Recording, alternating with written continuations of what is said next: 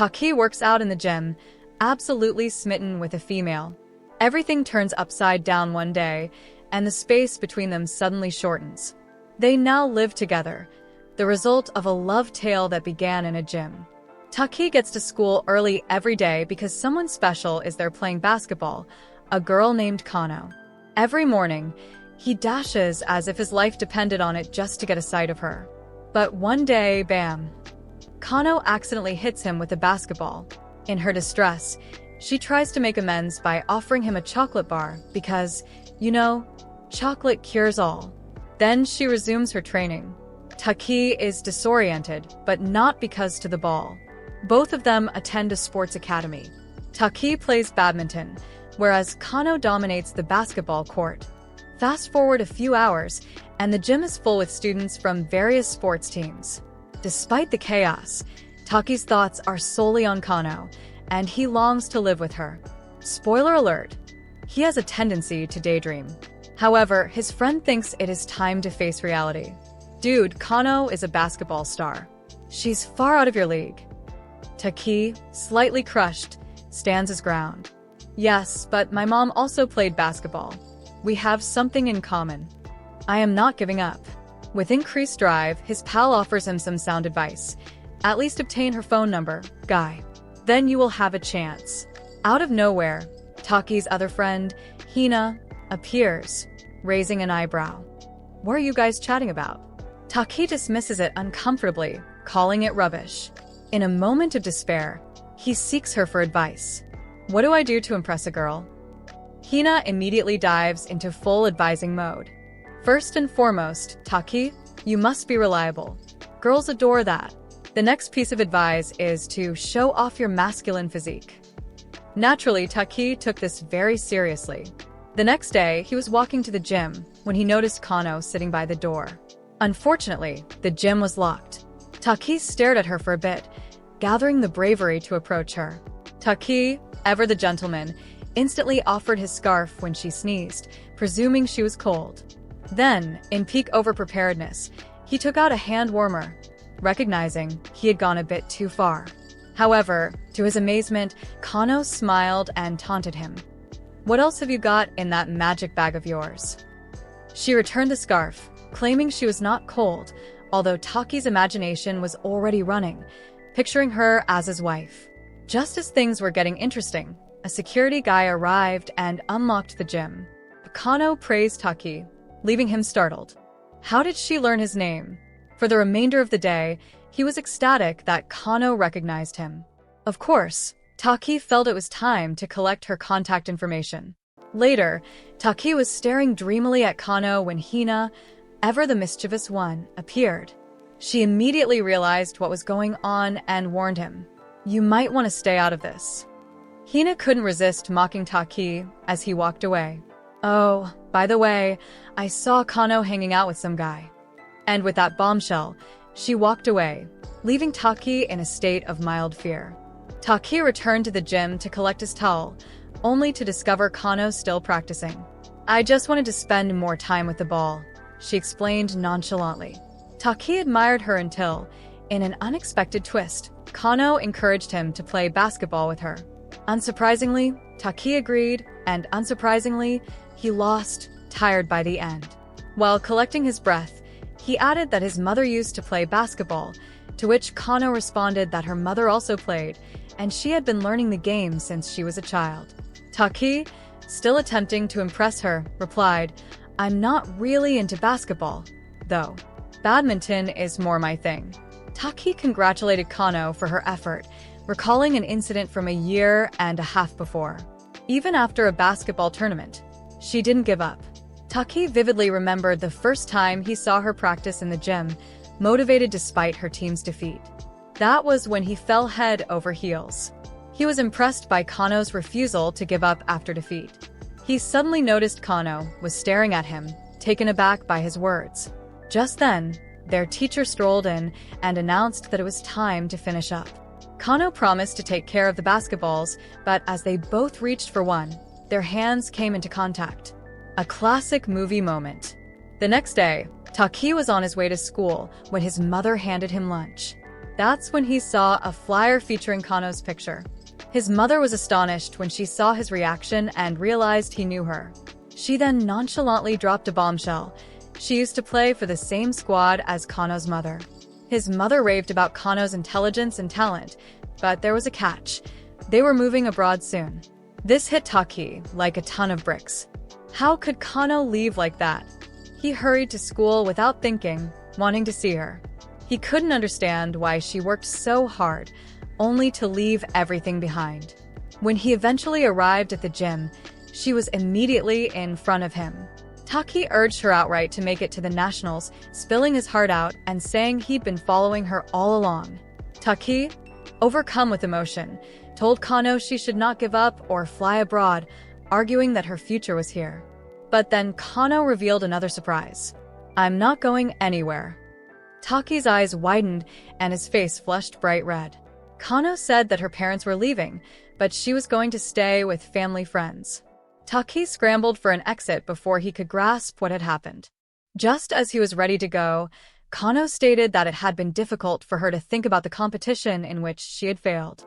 However, after hearing Taki's encouraging comments, she decided to continue pressing forward. "Want to play basketball with me again?" she inquired, taking him off guard. The following day, Taki laid in bed, repeating the previous day's talk in his brain. "What on earth did I say to her?" he pondered. He was grateful for the day off, but he wasn't ready to face Kano just yet. But when he eventually got downstairs to the kitchen, there she was. "Good morning," Kano said, as if it were the most ordinary thing in the world. Taki froze, absolutely perplexed. What was she doing here, he wondered. When his mom and Kano's mom walked in, Taki's mom quietly broke the news. "Oh, by the way, Kano will be living with us from now on. Keep an eye on her, all right." Kano introduced herself again to Taki's family and thanked them for their kindness. The whole family was thrilled. After all, Kano was both skilled and stunning. Meanwhile, Taki was experiencing a mini crisis. "I can barely tolerate seeing her at school, and now she's here every day? My heart will not survive this," he thought. While Taki was buried in thinking, Kano casually entered his room and announced that the bath was ready. Taki, panicked, attempted to make an excuse by muttering something about reading a book. But Kano approached, recognized the book, and smiled at him. Taki made a desperate move and offered her the book, thinking to himself, "If she gets any closer, I'm done." Kano, on the other hand, said that, while living in an unknown house was unusual, knowing Taki helped her feel at ease. She grinned and left for her room. Later, Taki went to take a bath and found he was the only one acting strangely. The next day, Taki was playing badminton with a friend who sensed something was wrong. "You're way too hyped up today," his friend commented. Taki embarrassed and admitted, "It's not as bad as you think." He explained that Kano is now living with him. His pal, wide-eyed, warned Taki to be quiet. "Kano is incredibly popular. If her admirers find out, they'll ruin you, guy." Taki nodded, acknowledging that he did not want to bother Kano with his feelings. For the time being, he has decided to concentrate on improving his strength and qualifying for the nationals. "If I can accomplish this, I will finally confess to her." During their break, Hina approached unexpectedly and asked, "Why are you so determined, Taki?" Before Taki could respond, his friend rushed in, explaining that Taki was aiming for the nationals but didn't have much of a chance. Taki began working hard every evening, pushing himself to get stronger. Just when he felt he could relax, Kano appeared unexpectedly and requested, "Can you show me how it's done?" Taki played a training match and Kano couldn't help but be impressed. "You're really swift. Your reflexes are amazing," she said. However, Taki, remaining humble, said, "I'm not ready for nationals yet, but I'll keep trying." This took Kano by surprise. "You want to make it to nationals?" she inquired, her interest piqued. Then, out of nowhere, she requested him to wait before disappearing for a bit. When she returned, she gave him a tiny bracelet. "I created this when I decided to remain in Japan. It's a symbol of determination and belief in yourself," she said. Taki was taken aback, but he took it with gratitude. Kano wrapped it around his ankle and encouraged him. Do not give up, okay? Make it to the nationals for me. She then showed that she had a matching one herself, wished him good night, and went, leaving Taki wondering if he was going insane from all the cuteness. Taki awoke at an unusually early hour the next morning. Kano noticed and taunted him. Where are you rushing to? It is summer vacation. Taki instantly made up an excuse. I have gym practice and wanted to go early, he grumbled, recognizing how similar their situation was to a married couple's morning routine. Hina mocked Taki at the gym after noticing his hard effort. You're truly giving it your all, right? Something going on between you and Kano? Taki's expression was filled with panic. He knew he couldn't tell Hina Kano was living with him. She'd tell everyone, and his calm life would be over. As if things couldn't get worse, Kano arrived at the gym and handed him his wallet. You forgot this at home, she explained. Taki's heart sank. No. Hina is going to figure everything out, he reasoned as he nervously thanked Kano. Hina grinned as she went away. Well, look at yourself. You aren't horrible at chatting to girls after all. Taki's friend later offered him some advice over lunch. You really should speak it out with Kano. If you don't, she may assume you don't want to communicate with her. The teacher requested the pupils to assist move the chairs to the gym. Taki instantly offered to take Kano's extra chair, but she declined and continued walking. This puzzled Taki. Was Kano upset at me? While he was overthinking it, Hina gave him a thumbs up, as if she knew something. Then, without wasting any time, Hina decided to get to know Kano more and inquired, Do you have a boyfriend? Kano grinned and said she didn't. Taki was taken aback by how blunt Hina could be. They'd just met. But Hina was not done.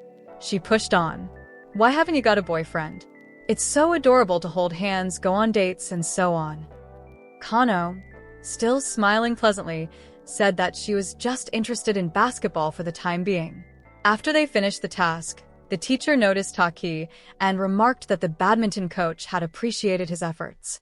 If he continues to work this hard, he has a shot to make it to nationals. Everyone started noticing how hard Taki was pushing himself. Then he saw Kano fall. His friend, who never misses an opportunity to torment him, made a quip, but Taki disregarded it and dashed over to Kano. Are you okay? He inquired. While treating her injury, Kano stated that she was okay. Then, unexpectedly, she asked, Can we just stand here and talk? Taki was caught off surprise by the question and apologized quickly. He thought it was time to come clean. I didn't tell people we were living together, since you're popular. You're the best basketball player, and I'm nobody. People will begin gossiping, which will produce problems for both of us. During practice, Kano was taken aback by his candor and responded, Oh, that's no big deal. I assumed you were hiding it because you liked Hina. Taki was taken aback, and Hina laughed, saying, You've got quite the imagination, Kano. Kano claimed it wasn't funny. Following that, the coach advised everyone to work hard and prepare for the upcoming event. Taki's friend indicated that the road to the nationals wouldn't be simple. They had to first become the best in their school, then break into the top 16 in the regionals, and ultimately rank highly at the prefecture level. Taki thought it sounded reasonable, but he noted there were a lot of people observing today. His companion pointed him that the majority of them were there for Kano, and Taki had several rivals. However, Hina had her fair share of admirers. The coach had great expectations for Hina and was convinced she would make it to nationals. Then, during her performance, Hina noticed Taki watching and joked, That'll be 2,000 yen for the show. Taki smirked and responded, What show?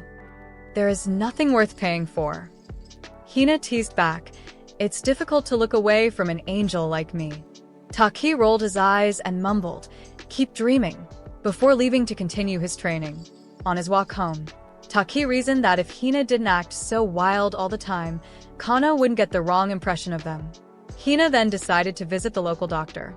Taki suddenly remembered that Hina might see Kano enter his house, so he tried to hurry her along. However, Hina became distracted by food and a charming little dog along the route. Taki thought it would be great to buy her something sweet since she was drooling over the treats, but Hina refused to indulge because she was focused on her goals. Taki praised her strength and admitted that he had not anticipated her to be so determined. He stated that Hina's confidence was quite astounding. Hina grinned and said Taki was the genuine cool one. After all, he had the bravery to approach Kano. Hina went on to explain that Taki was wonderful because he never gave up, no matter how difficult things became. Hina saw something behind Taki and told him not to look. But, of course, Taki turned around to see Kano standing there with Haru, a second-year student and the top badminton player at school. Hina chose to back Taki, claiming they were just friends because they were still hanging out together. However, the following day, Taki spotted Kano conversing with Haru. Hina said that they were in the same class and sat next to each other, encouraging Taki to accept it. But she also calmed him, telling him that Kano herself stated that her focus was completely on basketball. Taki, on the other hand, responded with the legendary remark, "You can't control your heart," as if he were a rebellious teenager. Meanwhile, the coach kept a close eye on everyone and declared that Haru was the lone source of hope. But there was one diamond in the rough that needed to be polished, Taki. Taki decided to clean up after the match. But just as he was getting into it, a basketball flew by, nearly knocking him over. He looked up and saw Kano rushing at him. Taki considered simply returning her ball and making a quick departure, but Kano inquired as to when he ended for the day. He replied that he'd be finished by 7. Haru swooped in and called out to Kano in a loving tone. Taki could not believe his ears. How could he be that smooth? He wondered, feeling a little wobbly. As Taki rushed home, he couldn't stop thinking about Haru calling Kano that. Meanwhile, all his mind could do was replay the event like a broken record, and he pondered why he was so fixated on it. He unexpectedly ran into Kano, who was startled to see him return so quickly. Taki attempted to flee to his room, but Kano intervened, evidently on a mission to question him. She observed he was sweating profusely and inquired whether he had rushed home so she would not be left waiting on his doorstep like a puppy. Taki recognized she had caught up on his anxiousness, and he felt foolish for worrying over little matters. Kano thanked him, but Taki couldn't hide his humiliation and decided to do another circuit around the neighborhood, hoping that running away from his emotions would help. Taki understood he should stop filling his head with junk. The next day, Kyo decided to inquire about Kano and Haru's connection.